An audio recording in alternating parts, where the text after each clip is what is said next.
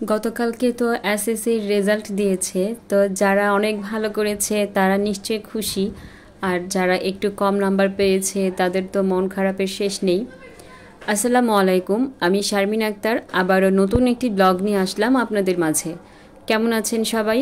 আলহামদুলিল্লাহ আমি ভালো আছি। আমার ভয়েসটা মনে হয় ঠিক হয়েছে। যাই হোক, আলহামদুলিল্লাহ, আল্লাহর কাছে লাখ লাখ শুক্রিয়া যে আল্লাহ পাক সুস্থ করতেছে। কেননা অসুস্থ থাকলে কিন্তু অনেক খারাপ লাগে, কিছুই ভালো লাগে না। তো আজকে শুক্রবার, আজকে মুরগি রান্না করব আর বরবটি ভাজি করব।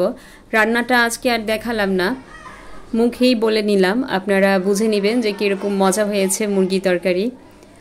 তো আমার এই জিরাগুলো কোরবানির ঈদের জন্য কিনেছিলাম, অর্ধেক বেটে রেখেছিলাম, আর এইটা মানে বক্সে রেখে দেওয়াতে কীরকম যেন ভিজে ভিজে গেছে। আজকে মানে বোতলে রেখে দিচ্ছি, এটাকে ভেজে তারপর গুঁড়ো করে রাখতে হবে। আর সরিষাটাও বয়ামে রেখে দিচ্ছি। তো আমি ভিডিওর শুরুতে এসএসসির কথা বলেছিলাম। এসএসসি পরীক্ষা আসলে অনেক গার্ডিয়ানই আছে মানে স্টুডেন্টের কাছ থেকে A+ বা গোল্ডেন A+ আশা করে। তো সব স্টুডেন্টই যে A+ বা গোল্ডেন A+ পাবে তা না, আর গ্রেড দিয়ে কখনো কিন্তু মেধা যাচাই করা যায় না। তা আমি দেখেছি যে এটা অনেক স্টুডেন্ট আছে A- পেয়েও কিন্তু ঢাকা ভার্সিটিতে চান্স পেয়েছে, ভালো ভালো চাকরি করছে, সরকারি চাকরি করছে, আবার অনেকে গোল্ডেন পেয়েও কিছু করতে পারছে না। তো এইসব চিন্তা ভাবনা থেকে দূরে সরে যেতে হবে গার্জিয়ানদের, যাতে তারা মানে স্টুডেন্টের ওপর কোনো প্রভাব না ফেলে, যাতে রেজাল্টের কারণে তাদেরকে বকাঝকা না করে।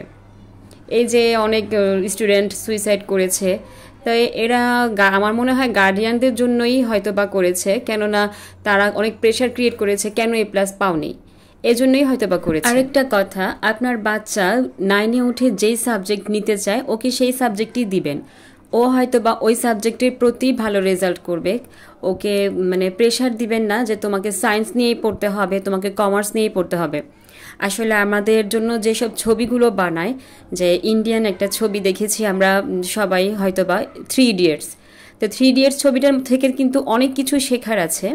তো ওইখান থেকে যদি আপনারা ছবিটা দেখেন তাহলে বুঝতে পারবেন যে গার্জিয়ানরা যদি প্রেশার দেয় যে তোমাকে ডাক্তার হতে হবে, ইঞ্জিনিয়ার হতে হবে, অথচ স্টুডেন্ট এখানে মানে ভালো লাগতেছে না ডাক্তার ইঞ্জিনিয়ার হওয়ার, ও চাইতেছে অন্য কিছু হবে, তো তার কাছ থেকে খুব বেশি ভালো রেজাল্ট আমার মনে হয় না আশা করা যায়।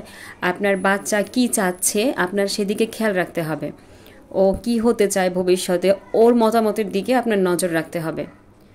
তো আজকে শুক্রবার, আবারও বলছি, আমি শুক্রবারে একটু সাজুগুজু করতে পছন্দ করি, আর সুরমাটা আমি খুবই পছন্দ করি। আমি ক্লাস 7 আর 8-এ যখন পড়ি তখন থেকে আমি সুরমাটা ইউজ করি। আর এই যে আজকে নতুন জামা পরেছি, যেহেতু একটু মনটা ভালো ভালো লাগছে, অসুস্থ নাই, তো একটু সাজুগুজু করেছি আর কি। আর শুক্রবার জুম্মা সূরাটা প্রতিদিনই পড়ার চেষ্টা করি, মানে প্রতি শুক্রবারে। সূরা কাহাফটা পড়া হয় না, তো দোয়া করবেন যাতে আমলগুলো ধরে রাখতে পারি। অনেক ব্যস্ততার কারণে আমল আস্তে আস্তে ছেড়ে দিচ্ছি, তা আল্লাহ পাক যাতে আমাদেরকে হেদায়েত দেয়, সাথে সাথে সবাইকেই হেদায়েত দেয়, এই দোয়া করি। তো এই পর্যন্ত আমার ভিডিও যাদের ভালো লেগেছে তারা প্লিজ একটি লাইক দিয়ে দিবেন এবং চ্যানেলটি সাবস্ক্রাইব করে আমার পাশে থাকবেন। আর অলরেডি যারা করে দিয়েছেন তাদেরকে অসংখ্য অসংখ্য ধন্যবাদ। আমি ফাতিহার বাবাকে বলেছি যে আমার মেয়ে বা ছেলেকে হাফেজ বানানোর ইচ্ছা আছে, তো মেয়ে যেই সাবজেক্ট নিয়ে পড়তে চায় আমি সেই সাবজেক্ট নিয়েই ওকে পড়াবো, এতে কোনো প্রেশার দেওয়া যাবে না। তো আজকে এই পর্যন্তই, আল্লাহ হাফেজ, আসসালামু আলাইকুম।